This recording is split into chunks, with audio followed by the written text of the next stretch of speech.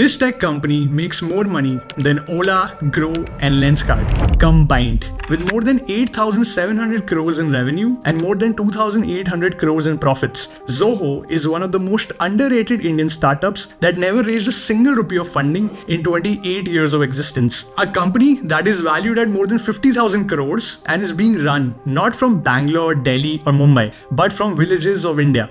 It's a company that is a pure example of thinking locally and acting globally. World's first bootstrapped company that serves more than 100 million users all across the world today. So what is the company doing and what's the story? Well, we'll get into that, but if you're new to the channel and wondering what GrowthX is, we are an invite-only community of over 3,000 founders and product and marketing leaders. Feel free to check more about us. Coming back to Zoho. See, Zoho is started by someone who has a very different vision from most of the founders you would usually come across. Sridhar Vembu, the founder of Zoho, does not believe in venture capital at all. He is obsessed over profitability and is doing something that can actually solve many unemployment and upskilling problems in most rural parts of India. He is a PhD from Princeton University and an IITian who started in the company as a salesman in 1996. Back then, the company had a very different name and was founded by these two guys, and Sridhar would essentially sell the software for the company. Eventually, he was made the CEO after 4 years, and then he later went on to create history.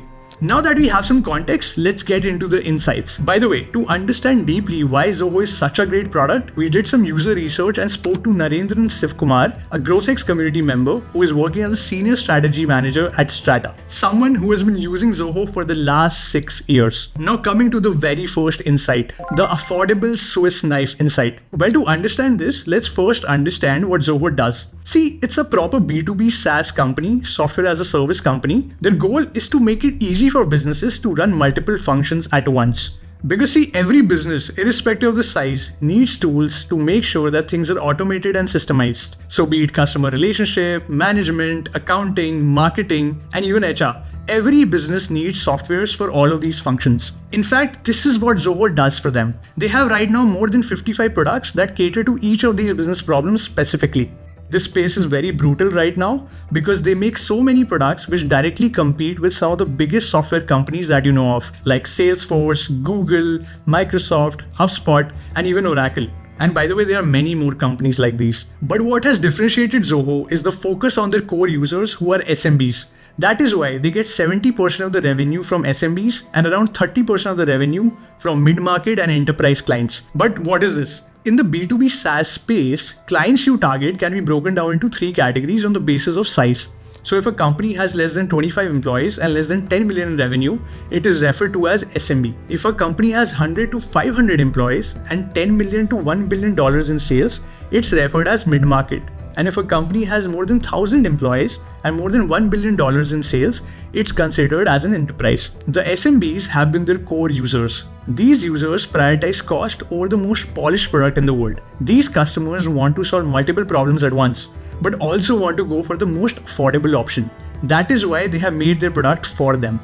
And Zoho has solved the problems of these SMBs in a unique Swiss knife approach where Zoho is not being used by these users for 1 or 2 products, but for multiple products that they sell at bundle at a very affordable price than all of their competitors. If you have ever worked in a SaaS company, the interplay between the CRM and the email tool and the ticketing tool is very important. And because Zoho sold us it as one bundle, right? I've never had to go and buy any other product, and there is no reason for me to do it as well. So now you know that this bundling insight works really well for them. By the way, there's more to this insight, but before we get into that, I have something super special for you.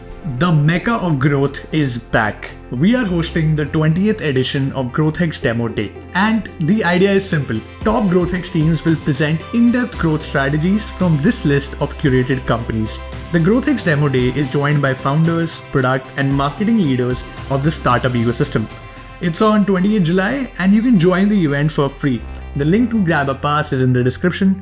Awesome. Coming back to the point of bundling. See, we understand why this made sense, and as we dug deeper, we found that the bundle offering by them called Zoho One, a subscription in which they give all of their 50 plus SaaS products under one bundle, made about 50% revenue in FY22. By the way, it's used by 60,000 companies currently, so it's clearly working out for them really well. And just look at the price data yourself here. Here we compared the price of CRM enterprise account of HubSpot and Zoho for 50 people. Zoho's plan costs 1/3 of what HubSpot's costs. A big no-brainer why so many companies use this product and have no plan to change it. So now that we understand what's working out for the customers, let's go one layer deep into the backend to understand what is the company doing differently. Which brings me to the next insight, the innovation philosophy. See, Zoho's vision is to become more than an international giant. In fact, Sridhar Vembu once said that Zoho will beat Salesforce hands down. And their approach has been like that honestly, as innovation runs deep into their DNA. In fact, that's the reason why they want to create a Zoho ecosystem of all tools. They do this by ending up creating every third-party tool that they use. How? Well, if you look at the screen, you would see some of the most basic tools you must have used in your company. You must be using Zoom or Google Meet for meetings, Google Docs and Sheets for documentations, Slides for PPT and presentations, DocuSign for signature, Drive for storage, for messaging you must be using Skype, Slack or Teams, right? But the shocker here is that Zoho has created all of their own version for all these products. So be it product management, chats, presentations, data or even documents, whatever in the world it is, there is a Zoho version for that tool existing. They don't want their customers to take the hassle of relying on any other tool once they are into the Zoho universe. This is pretty similar to the Apple Insight. For example, if you know any Apple user or if you yourself are an Apple user, you would see that these users eventually end up owning everything Apple, be it MacBook, iPhone, iPods or anything. They enter the ecosystem because the integration between all these devices becomes a cakewalk. The logic is simple.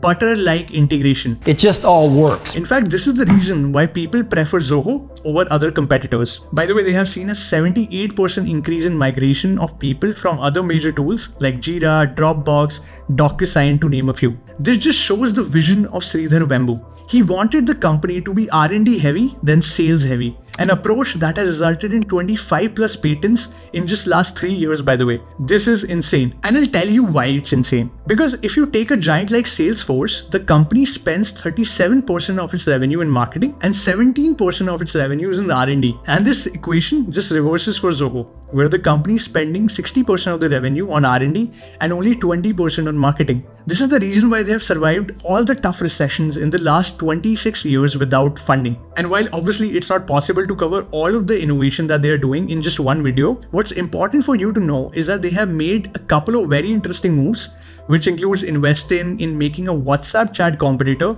that focuses on privacy a lot.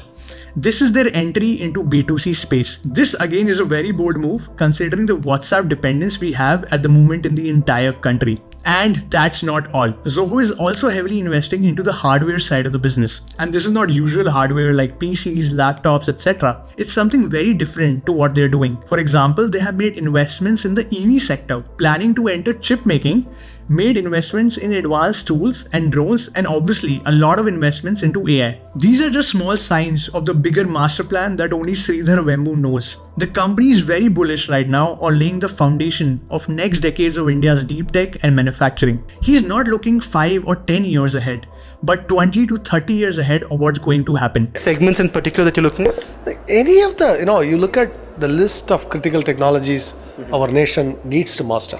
This is very interesting because cracking innovation is not only about cracking a vision, it's majorly also about cracking execution. And at the heart of the execution lies the employees. In fact, you'll be very surprised to know that the company's talent selection and nurturing is so bang on that the company has become a factory for visionary founders. In fact, so far there have been 23 companies founded by ex-Zoho employees. It's also known as a Zoho Mafia, by the way, which is an Indian startup variant of PayPal Mafia. See, PayPal Mafia is a concept that came back in the day in US. It was seen that many founders and senior employees of PayPal eventually ended up creating very disrupting startups later on. In India, we have seen some other variants of this concept as well, like Paytm Mafia, Flipkart Mafia, Zomato Mafia to name a few. But the most interesting thing is that Zoho gave rise to one of its own biggest competitors, Freshworks, a company which got listed at Nasdaq a couple of years back and is $1 billion company. But now that we've talked about innovation, let's talk about something that is probably only being done by them in the country, their unique approach of rural hiring and upskilling. And this insight might just blow your mind away, because Sridhar Vembu is not hiring from the best colleges in top cities, but rather solving the bigger Indian problem, the problem of upskilling and unemployment. You might ask how? Well, the answer lies in their unique initiative to acquire and develop rural talent, a mission that they started 13 years back. The logic is simple: give opportunities to people, uplift and train them, change their lives, and eventually earn the loyalty to achieve the company goals. The goal of the company currently is to hire 2,000 people from rural areas, which is roughly 14% of the current workforce, and do 85% of the hiring from rural areas in the next few years. This is amazing. And just hear Sridhar Vembu out. Today, development means like Bangalore or Chennai or Hyderabad and Gurgaon and Mumbai, all these ecosystems. But what about Tenkasi and districts like that? And there is talent there. And the solution to the talent is let's bring them to Bangalore. And I don't think that's a good solution, even for we should double the population here. It doesn't make sense. So that's why I think we have to think different, and our company is part of that thinking different. And while this might sound great, but it's very difficult to execute. But the secret sauce of Zoho has been the amazing hub and spoke model that they have used in making sure that this setup works out really well for them and their employees. Think of a hub office in a city and multiple small spoke offices across rural areas. So the hub office acts more like a headquarters where all the high priority stuff can happen, like training, town halls, etc. And the spoke office is where people can work for most part of the year. This method of growth allows employees to stay in their hometowns and contribute to their local community while still being employed with Zoho. They have successfully done this already in Tenkasi district and want to replicate this model to 100 to 200 more rural districts and also expand to the North India, mostly UP and Bihar. This not only would make the communities in rural areas grow with increasing family incomes, but also avoid them getting into the trap of hiring overpaid resources who might leave them after a year. By the way, they also run an initiative, Zoho Schools, where the company trains and upskills students who have completed class 12th or a diploma course. The goal of this project is to absorb these trained folks into the community after like 18 months of training. In fact, they pay these students a stipend of 10,000 rupees to make sure that these students are consistent and learn. Right now, more than 10% of employees of Zoho are hired from this program. This is a very unique capitalistic approach by the company because they're not only thinking about themselves, their business or their clients first, but also thinking about people who do not get chances in the world to upskill and uplift their families. This might solve a lot of unemployment and upskilling problems in the country, as many companies might replicate this model in their own system as well. All these insights together show the unique inputs they have been consistently putting in order to achieve the great long-term objectives that they are able to do today. And it would be really interesting to see a company that is not only making new rules of the game, but also putting India on the global map against the big giants. If you like this video, you would definitely like our last video that we did on Mensa Brands, a company that became a unicorn in just 6 months. Thanks for watching this, and I will see you in the next one.